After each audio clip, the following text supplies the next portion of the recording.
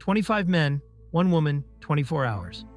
In the heart of ancient Rome, inside a dimly lit brothel cell in the city's most dangerous district, an impossible competition was taking place.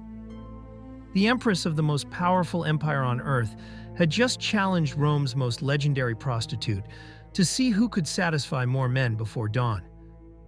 Money wasn't the prize. Status wasn't the reward. This was pure raw competition, and what the empress did that night would seal her fate forever. Her name was Valeria Messalina. She ruled beside her husband by day and worked as a prostitute by night.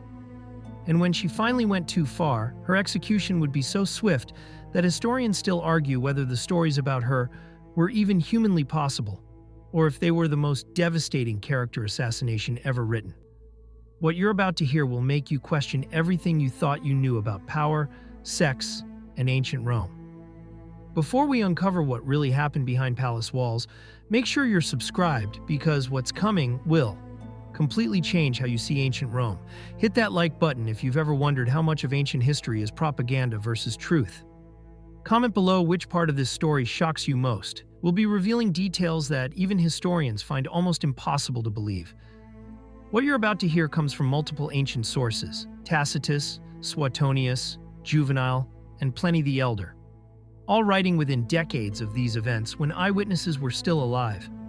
Modern forensic historians have spent centuries trying to separate fact from political propaganda.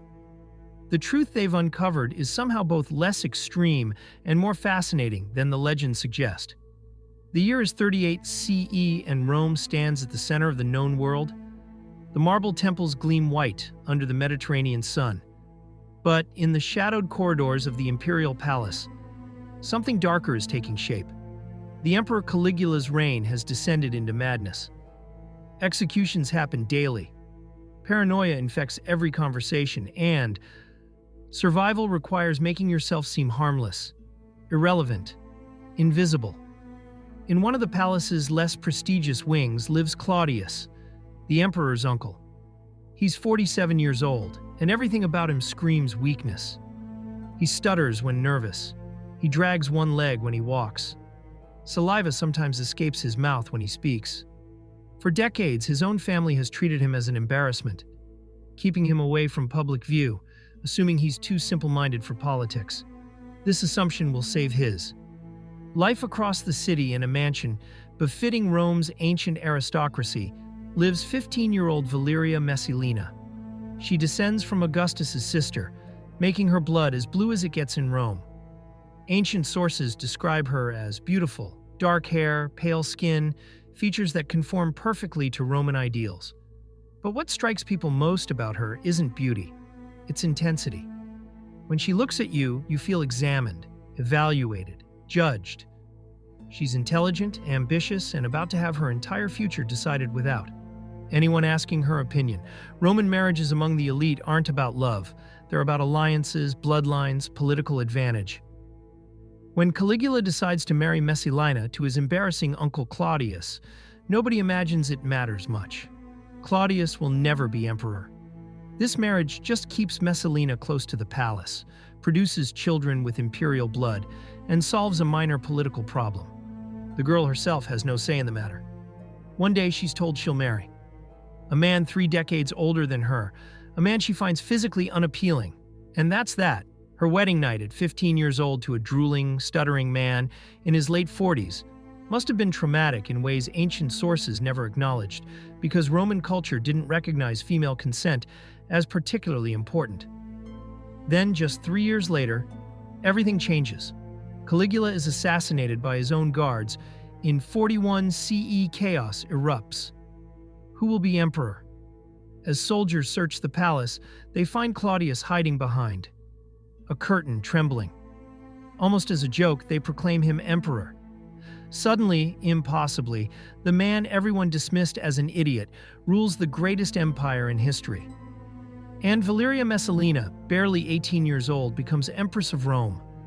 Little did anyone know that this teenage empress would become the most notorious woman in Roman history. Her name forever associated with sexual excess so extreme that 2,000 years later we're still talking about it. Imagine yourself in Messalina's position. You're 18. Your husband is emperor, but he's also nearly 50, physically unappealing, and by all accounts, not particularly interested in sex. You have unlimited wealth, command over thousands of servants, and access to anything Rome can offer. You've already produced 2 children, securing your position. What do you do with absolute power and complete boredom? According to ancient sources, Messalina began slipping out of the palace at night. She would wear a blonde wig to disguise her dark hair, dress in ordinary clothes, and disappear into Rome's streets, accompanied by just one trusted attendant. Palace guards noticed, but said nothing. What could they say? She was the empress. Confronting her could mean execution. Where was she going? To the Suburra, Rome's notorious red light district where prostitutes worked in tiny cells and sailors from across the empire came seeking pleasure. Tacitus and Suetonius both report that Messalina worked in a brothel under the name Liska, which means she-olf. She paid the brothel owner for the privilege of using a room. She serviced clients who had no idea they were sleeping with the Empress of Rome. The psychological complexity of this behavior is staggering. This wasn't forced prostitution. She was paying to do it. This wasn't financial desperation. She commanded the wealth of an empire. According to sources, she sometimes charged normal prostitute rates, other times worked for free. The motivation wasn't money. It was something else entirely. If you're shocked by what you're hearing, hit that like button because the contest with 25 men is coming. And it's somehow even more unbelievable than what we've covered so far. Back at the palace, Messalina played the role of dignified empress perfectly during daylight hours. She attended state functions beside Claudius. She received foreign dignitaries with appropriate gravitas. She managed imperial household affairs efficiently. Nobody watching her at official events would suspect that hours. Later, she'd be in the Suburra serving anonymous clients in a prostitute cell. But Messalina wasn't content with anonymous encounters. Ancient sources describe increasingly elaborate palace parties that crossed every line of Roman propriety. She began hosting what can only be described as orgies, gatherings where senators and their wives performed sexual acts in front of each other, often at Messalina's explicit instruction. These weren't entirely voluntary. When the empress invites you to a party, refusing could be interpreted as disrespect, potentially treason. Guests arrived nervous and left compromised, bound to Messalina through mutual guilt and shame. The guest lists read like a directory of Rome's power structure. Senators seeking favor, generals needing military appointments, merchants wanting lucrative contracts. Once they participated in Messalina's parties, she owned them. They couldn't oppose her without risking exposure of their own behavior. It was blackmail, through hedonism, and it was remarkably effective politically. Claudius somehow remained oblivious, or perhaps chose to remain ignorant. His freedmen advisors, former slaves who had risen to positions of enormous power, watched Messalina carefully, gathering evidence, waiting for the right moment. Narcissus and Pallas, the 2 most powerful men after Claudius himself, understood that Messalina threatened the empire's stability. But moving against an empress required perfect timing and unquestionable proof: the preparations. For disaster were being made on all sides, though nobody realized it yet. Then came the competition that would make Messalina legendary for 2 millennia. Pliny the Elder, writing in his natural history just decades after Messalina's death, describes it matter-of-factly. Messalina challenged Rome's most famous prostitute to see who could satisfy more men in 24 hours. Picture the scene. 2 women, one an empress in disguise, one a professional courtesan engaging in what might be history's most bizarre contest. According to Pliny and sources that quote him, both women worked through an entire day and night. The specific numbers vary slightly across sources. Some say 25 men, others claim the count went higher, but the consistent claim is that Messalina won easily, still seeking more partners when Sila admitted defeat. The sheer physical logistics are almost unbelievable. 25 men in 24 hours means a new partner every hour with no breaks for food, sleep, or recovery. From a medical standpoint, this would cause severe tissue damage and exhaustion. Did it really happen exactly this way? Many modern historians are skeptical, but the story appears in multiple independent ancient sources, which suggests at minimum that Romans believe their empress had done something extraordinarily scandalous involving sexual excess and public competition with prostitutes. What drives someone to this?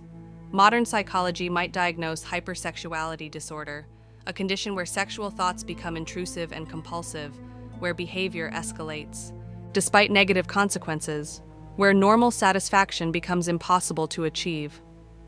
The pattern matches what sources describe about Messalina: constantly seeking more, never satisfied, behavior escalating over time, unable to stop despite obvious dangers. Roman medicine had no framework for understanding psychological conditions. They attributed excessive female sexual desire to hysteria, supposedly caused by the womb wandering through the body. A Roman doctor examining Messalina would have prescribed herbs or dietary changes, completely missing any underlying psychological issues.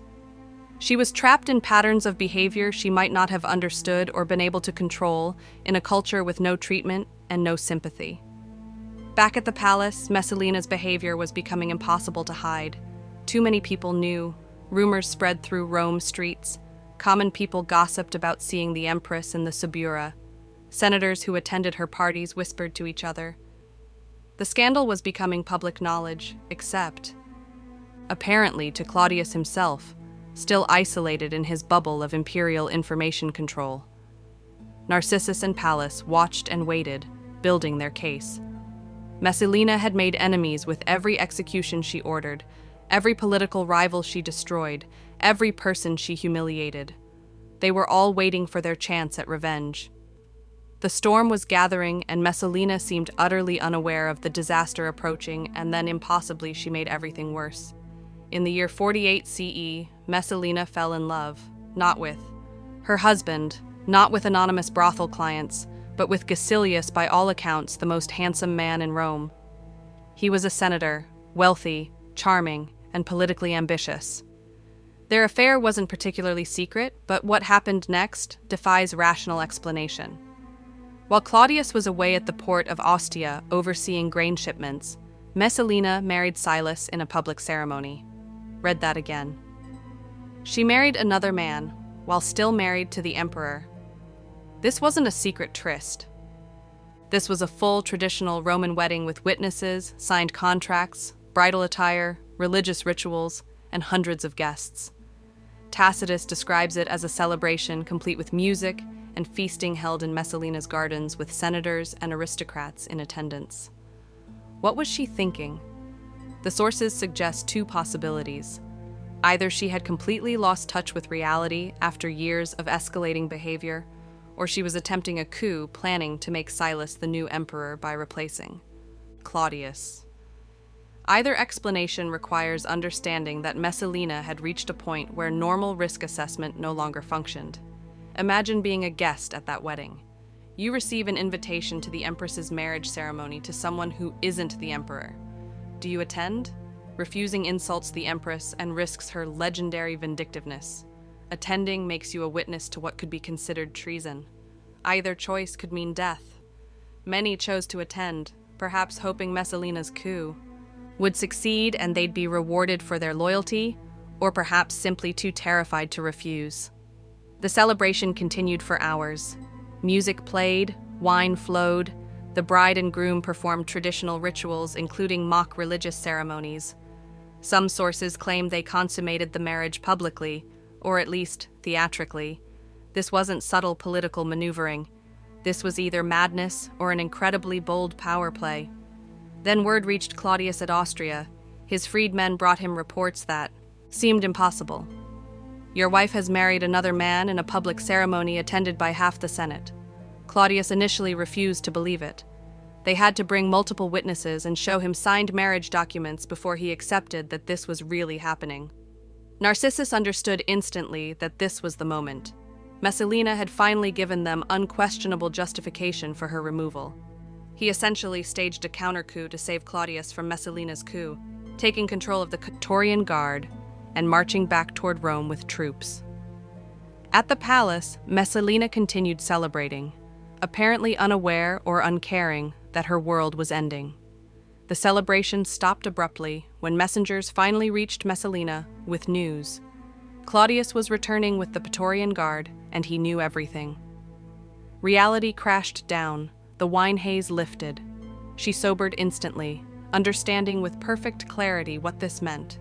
Execution for herself, for Silius, for everyone connected to the wedding. In a desperation, she tried one final manipulation. Gathering her children, Britannicus and Octavia, she set out to meet Claudius before he entered Rome, hoping the sight of his wife and children would melt his anger. It was the same kind of emotional manipulation that had worked for years. But Narcissus intercepted her.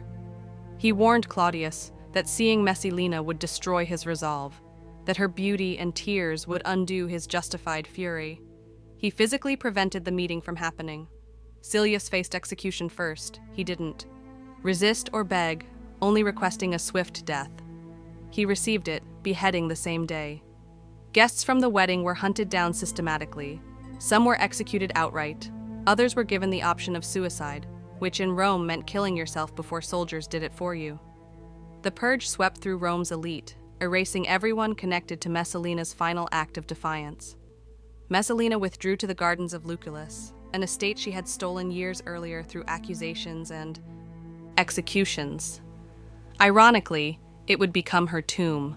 With her was her mother, Lepida, largely absent throughout Messalina's life, but present now at the end. Ancient sources describe the young empress's mental state as wildly unstable, shifting between rage and despair, panic and eerie calm. She tried to write a plea to Claudius, but couldn't find words. She considered suicide, but couldn't summon the courage. Fear paralyzed her, even with death approaching. How do you process falling from absolute power to condemned prisoner in a single day? After 7 years of living exactly as she pleased, of bending Rome to her will, she now sat in a garden with nowhere left to run. Narcissus didn't risk leaving her fate to Claudius's mercy. He knew that if the emperor saw her, if she wept and reminded him of their past, she might survive. So he sent a tribune and centurion with strict orders: kill her immediately. They found Messalina with her mother, a dagger trembling in her hand. The tribune waited, giving her the chance to take her own life and die with some dignity. She couldn't. Even facing certain death, courage failed her. Lepida urged her daughter to end it herself rather than be executed like a common criminal. But Messalina hesitated, frozen between pride and terror. Finally, the tribune lost patience. He stepped forward and struck her down with his sword. Messalina died at 22 years old in the gardens she had stolen, killed by the same imperial machinery she had once commanded.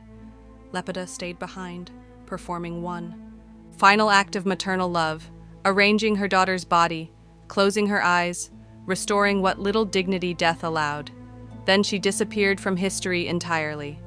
Claudius was dining when messengers brought news of Messalina's death. According to Suetonius, he showed no emotion. He didn't ask how she died. He expressed neither grief nor satisfaction. He simply continued eating, then called for more wine, as if nothing particularly significant had occurred. 2,000 years later, historians still debate what actually happened. The sources all have clear biases. Tacitus, writing 50 years after these events, was a moralist who used Messalina as a cautionary tale about female depravity and imperial corruption. Juvenal was a sadist whose job was exaggeration, not accuracy. Suetonius loved scandalous gossip regardless of verification. Plenty was repeating stories he'd heard, rather than documenting events he witnessed. Modern forensic historians have tried to separate propaganda from truth. The consensus is that Messalina likely did engage in scandalous sexual behavior.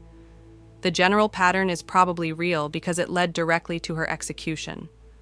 But the specific details working in brothel, the 25-man competition, the exact nature of palace orgies might be exaggerated or invented entirely. Why would sources exaggerate? Because after Messalina's death, Claudius married Agrena the Younger, Nero's mother, who had her own agenda for controlling historical narratives, making Messalina look as terrible as possible made Agrena look better by comparison. Most surviving sources were written during or after Nero's reign, when Agrena's faction controlled what got recorded and what got buried. Feminist historians have asked uncomfortable questions about why Messalina's sexual behavior became so legendary when male emperors did comparable or worse things with less historical condemnation. Caligula allegedly committed incest and rape. Nero would later force senators to watch him rape their wives. Tiberius supposedly maintained a villa where he molested children. Yet Messalina's reputation as sexually depraved exceeds all these men. Why? Because female sexual agency terrified Romans more than male sexual violence. A man exercising power through sex was normal, even admirable in Roman culture. A woman actively pursuing sexual pleasure for herself, controlling male bodies, choosing her own partners. This violated every Roman assumption about proper gender roles. Messalina had to be destroyed not just politically but historically turned into a cautionary tale that would frighten women away from sexual autonomy for centuries. What does Messalina's story teach us? At its core, this is about how female sexuality has been policed, punished, and weaponized throughout history. When men abuse power sexually, it reinforces male dominance. When women claim sexual agency, it challenges the entire gender hierarchy. Roman sources couldn't tolerate that challenge, so they created a monster whose story would echo for millennia. But there's something else here too. The question of truth versus propaganda. How much of what we know about history is actually just the version written by winners, by men, by those who controlled the narrative? Messalina left no writings of her own. We have no record of her perspective, her motivations, her own understanding of her behavior. We only have accounts written by her enemies after she was dead and unable to defend herself. Think about what Messalina actually had. An arranged marriage at 15 to a man she found unappealing, no real power despite the title of Empress, and a society that gave women almost no acceptable outlets for ambition, intelligence, or sexual desire. If she did engage in extreme sexual behavior, might it have been the only form of power available to her? The only way to feel in control of her own body and choices in a world where everything else was controlled by men. Her children paid the price for their mother's scandal. Britannicus was eventually poisoned by Nero. Octavia was forced to marry Nero, suffered through a miserable marriage, and was executed after he tired of her.